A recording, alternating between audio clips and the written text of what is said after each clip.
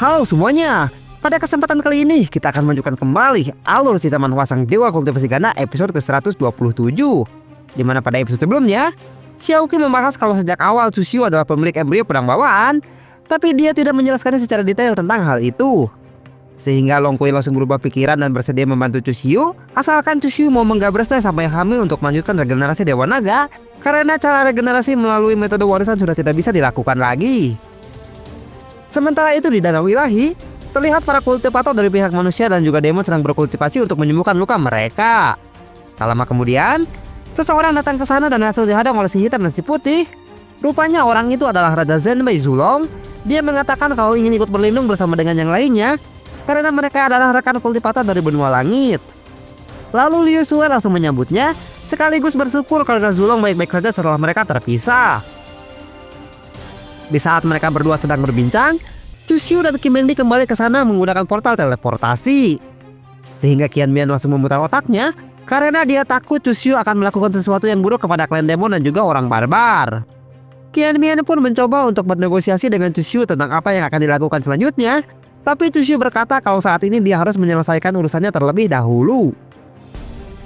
Rupanya urusan yang dimaksud oleh Tsushio adalah tentang aura yang mirip dengan si mata Dajjal yang keluar dari dalam tubuh Zulong. Sehingga Tsushio langsung menggunakan formasi tingkat ke-7 miliknya untuk mengurung Zulong yang membuat semua orang terkejut. Liu Sue pun bertanya kepada Tsushio kenapa dia melakukan hal itu, tapi Tsushio malah balik bertanya apakah Liu Sue mengetahui tentang asal-usul dari monster hitam yang mengejar mereka sebelumnya. Mendengar Tsushio yang berkata seperti itu, dengan kecerdasannya Qian Mian langsung mengambil kesimpulan kalau penangkapan Zulong ada kaitannya dengan monster hitam yang mengejar mereka. Tsushio pun langsung tertawa karena Qian Mian kembali bisa menebak isi pikirannya dan mengatakan kalau makhluk mengerikan yang bersembunyi di balik kegelapan itu disebut sebagai Tianu. Bagaimanakah kelanjutan ceritanya? Tanpa banyak berbasa-basi lagi, kita langsung saja menuju ke pembahasannya. Cerita berlanjut. Setelah mengurung Zulong menggunakan formasi tingkat ke-7 miliknya, Tsushio langsung berkata kepada semua orang. Dia bilang, para Tianu itu setidaknya sudah mencapai ranah Kaisar Semu dan seharusnya tidak ada seorang pun di antara kita yang bisa menandinginya.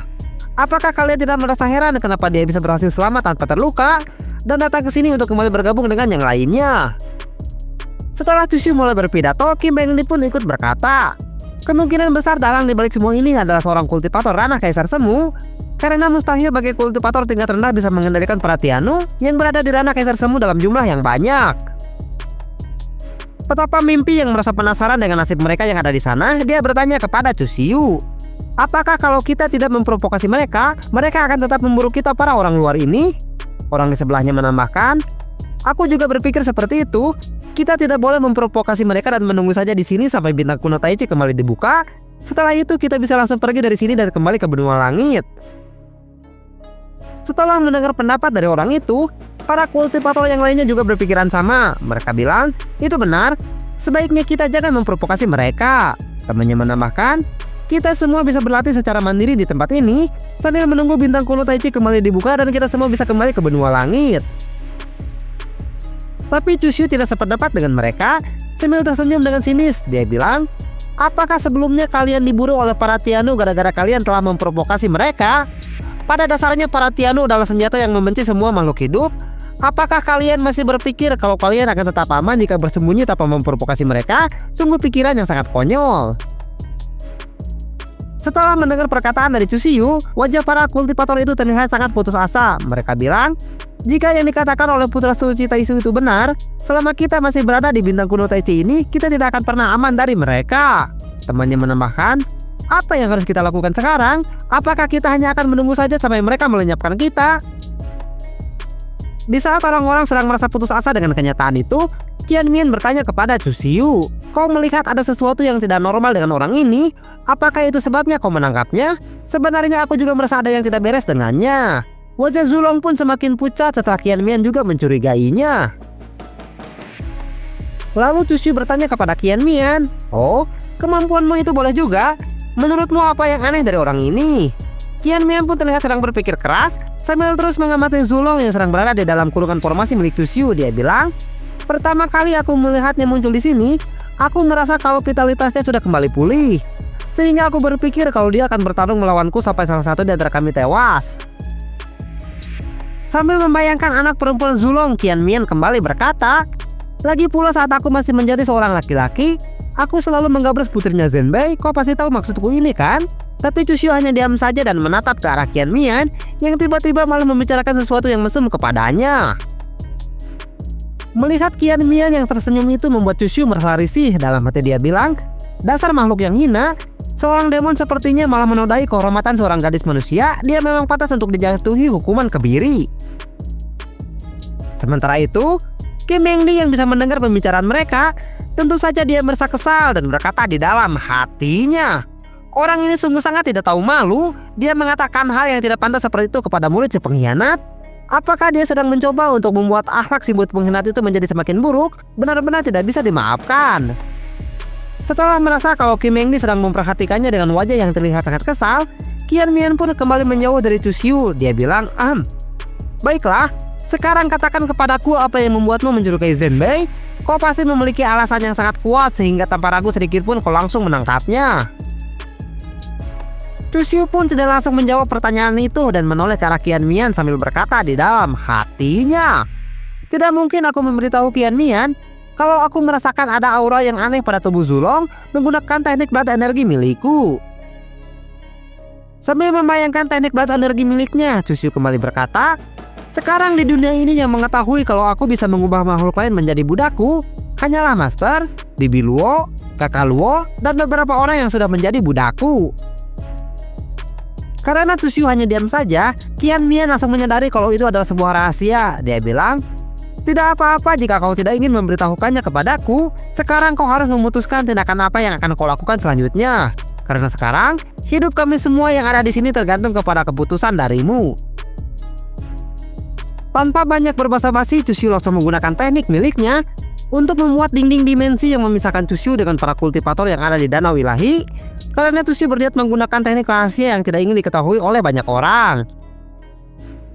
Dalam waktu yang sekejap saja, energi spiritual Chu Xiu langsung menyebar ke seluruh area Danau Ilahi, dan semua orang yang sedang berada di sana menghilang dalam sekejap. Karena Chu Xiu akan berpindah tepat ke ruangan hampa. Kim Mengli pun bertanya kepada Chu Xiu kemana dia mengirim orang-orang itu. Dia bilang, "Kemana kau memindahkan mereka?" Chu Xiu menjawab, "Mereka tidak akan merasa nyaman jika melihatku menggunakan teknik blood energi, jadi aku membuat dimensi yang berbeda dengan tempat kita berada." Setelah semua orang dan Qian Mian dipindahkan dari sana, Chu Xiu membawa Zulong ke dimensi lain agar bisa leluasa untuk menginterogasinya. Dia bilang, "Master, sekarang ikutlah denganku untuk menelusuri jiwa Raja Zhenbei." Kim Mengli menjawab, "Baiklah, mari kita lihat apa yang sebenarnya telah terjadi." Lalu Chu Xiu langsung menggunakan blood energi miliknya dan menyelimuti tubuh Zulong. Karena Chu Xiu berniat menggunakan teknik pembacaan jiwa agar dia bisa mengetahui apa yang membuat Zulong bisa memiliki aura yang mirip dengan si mata Dajjal. Chu Xiu bilang, "Seperti yang aku perkirakan, aku bisa membaca dan mengubah ingatannya menggunakan teknik pembacaan jiwa milikku." Lalu Kim Mengli melihat sesuatu yang keluar dari dalam tubuh Zulong. Dia bilang, "Murid pengkhianat, lihatlah ke arah sebelah sana. Kelihatannya seperti sesuatu yang mengerikan. Sebenarnya apa itu?" Rupanya, setelah Chu Xiu menggunakan teknik pembacaan jiwa, langsung muncul energi spiritual berwarna hitam dalam jumlah yang sangat besar, dan energi spiritual itu bertambahkan dengan blood energi miliknya. Energi spiritual berwarna hitam itu terus keluar dari dalam tubuh Zulong dalam jumlah yang besar, sehingga membuat Zulong tidak sadarkan diri dalam prosesnya.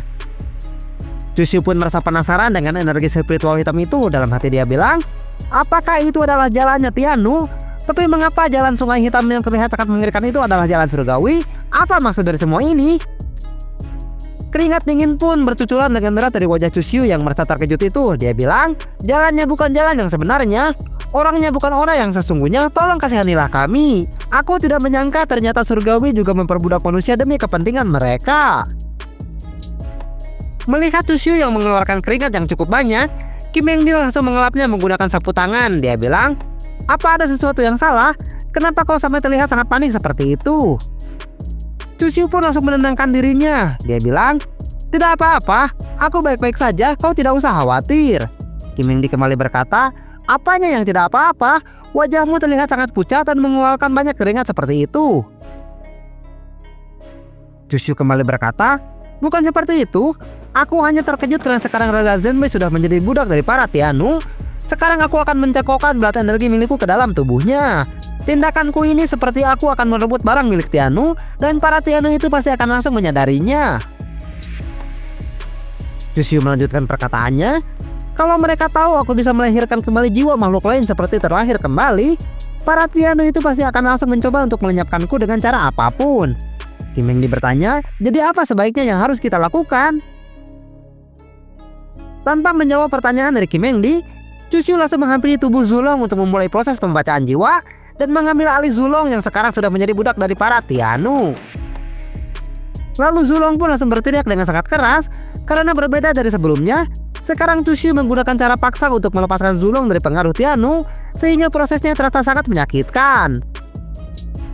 Lalu Chusyu tersenyum, dia bilang, Miao Shioki berkata kepadaku kalau keberadaan Tianu karena Kaisar Taiyi, dan sekarang Kaisar Taiyi sedang bertarung dengan para Tianu. Beberapa saat yang lalu aku merasakan ada keretakan kecil antara hubungan mereka dengan Raja Zenmei.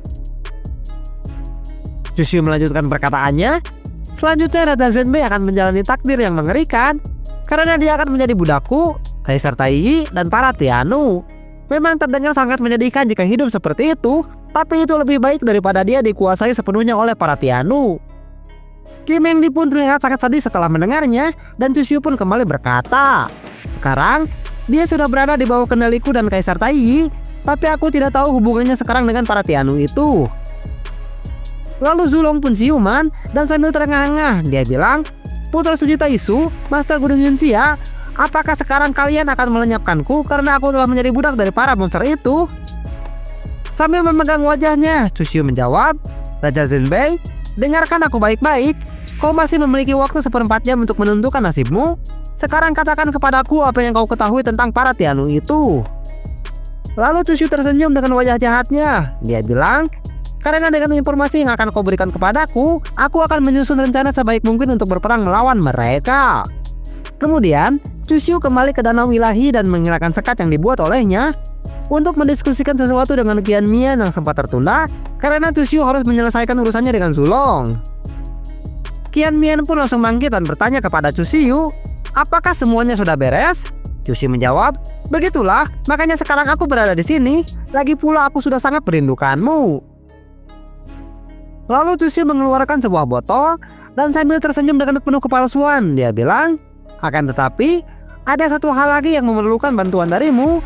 Aku harap kau mau bekerja sama untuk kebaikan kita semua. Tentu saja Qian Mian sangat terkejut karena dia mengetahui apa yang ada di tangan Chusyu itu. Dia bilang, bukankah ini adalah pil jiwa 3 jenazah yang sangat beracun? Old Demon Chu, apa yang sedang kau rencanakan? Dan ceritanya pun bersambung. Wakos, Nasep, ending yang sangat membuat penasaran sekali ya, pemirsa. Tapi tenang lah, engke tepang deh jeung dewek di ditu lah, di pusat ke episode selanjutnya namanya. Maju dan berjaya terus jago ngurat, Shot Lovers.